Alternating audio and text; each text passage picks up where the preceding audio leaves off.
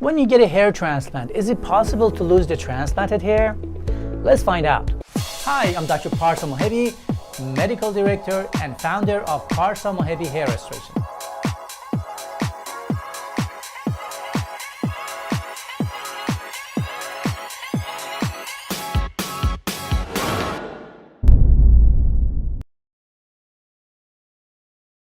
I'm Dr. Parsa Mohebi, a hair transplant surgeon. I'm going to answer the question of if you do lose transplanted hair due to genetic hair loss.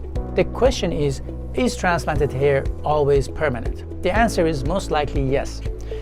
So when we get a hair transplant, if the transplanted hair is extracted from the back and sides of the scalp or the beard area or the body, these are the hairs that are supposed to be permanent. We never lose them.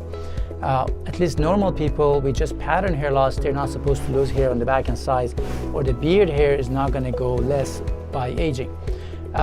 We can assume that those transplanted hairs are permanent, and you can keep them for the rest of your life.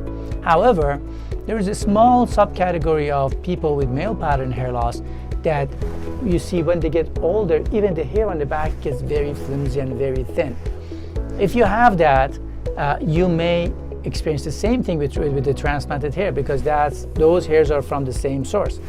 To find out whether or not you have that condition, look at the older people in family, people with the same pattern of hair loss that they started losing hair at the same age that you started, and see what happens to them when you become 70, 80, or 90 years of age.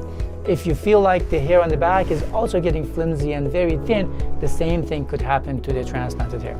I hope you enjoyed this video and that was a good answer to your question. If you have any other questions, put it in the comment section or follow us on our social media and our website.